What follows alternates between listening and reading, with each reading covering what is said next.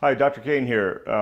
We're going to go over the postoperative and preoperative neurologic exam that we do before and after spine surgeries, and when necessary, to evaluate people who might be having spinal cord injuries while in the hospital. In the hospital, a lot of these exams are done at the bedside with the patient supine, and so we're going to do the exam that way today. You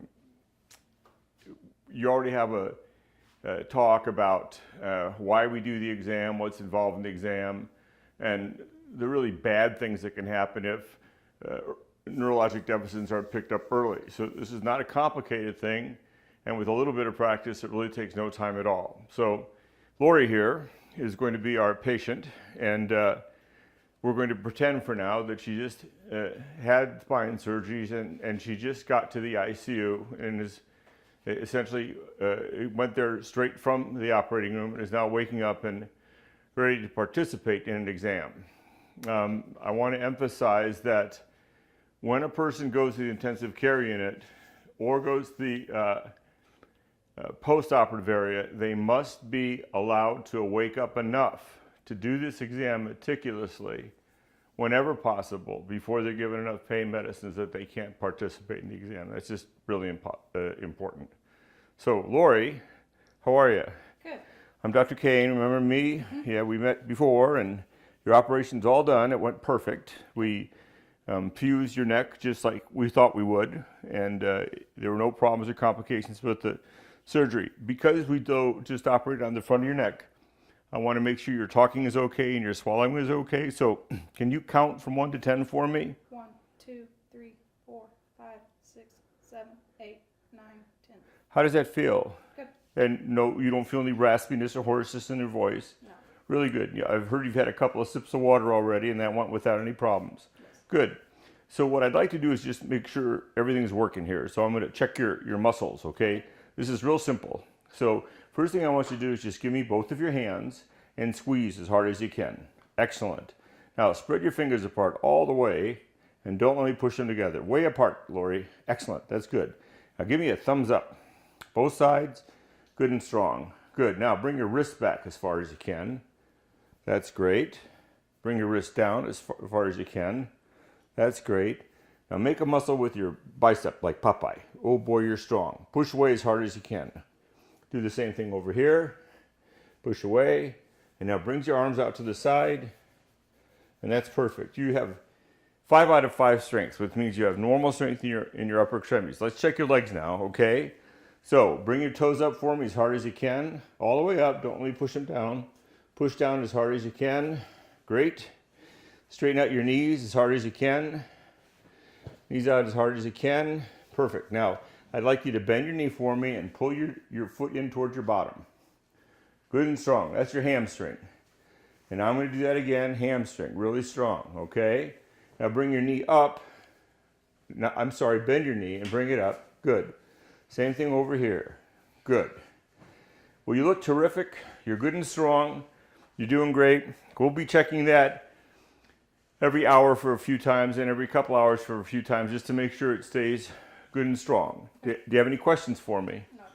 Okay, so I'll do that again more slowly and tell you every muscle group that we're testing that's written out on the form. So with necks, of course, you got to do the upper extremities and the lower extremities.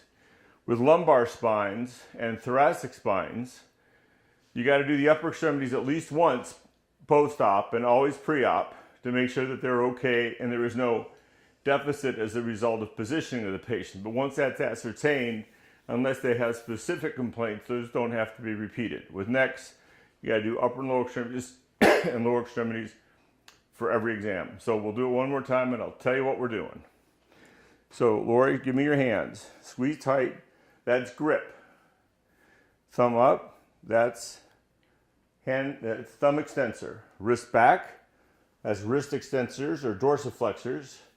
Wrist down. Wrist plantar flexors or flexors. Make a muscle like Popeye. That's biceps. Push out. That's triceps. And out to the side. That's deltoids. And so you write down 5, 4, 3, 2, 1, depending on what you find. Let's go down here, Lori. So bring your toe up. Now we're checking Ankle dorsiflexors. Push down, that's plantar flexors. Straighten out as hard as you can. That's quadriceps. Now bring your knee up and your foot back. That's hamstrings, right here. And then bring your knee up, good. And that's hip flexors. Now you can sometimes test the glutes, just push down with your leg. And that gets the glutes and some hamstrings. So it's kind of hard to tell that, but that's not as important as what we just went over. So that's all you got to do. That's a post-op motor exam. And then you should just quickly just go, can you feel me touch? You're okay? Any numbness anywhere? No. And you don't have to be very specific, but make sure you touch the back of their hand, the front of their hand and arm, the outside of the arm, the inside of the arm, and up around the shoulder, okay? With the lower extremity, make sure you touch the top of their foot, the bottom of the foot, the front of the leg, the back of the lower leg, the front of the thigh, and the back of the thigh. You don't have to do perineal sensation, but you should ask, do you have normal sensation around your privates? And if they think they're numb or something, then that's something we should know about if it wasn't there preoperatively. That's all. As you can tell, doing this in a non-rushed fashion, making good patient contact, talking to the patient as you do it, takes literally a minute. And then, of course, documentation is key. To go over this one more time, if there's any sense of not 5 out of 5, it's important to know what it was like beforehand. And when you pass the patient along to the next provider, if it's not absolutely normal, then that handoff should include during a neurologic exam with the person you're handing off to.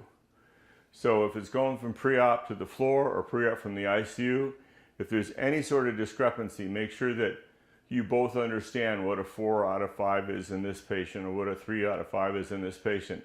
And of course, if it's different in any way from the preoperative exam, then you got to let me know right away.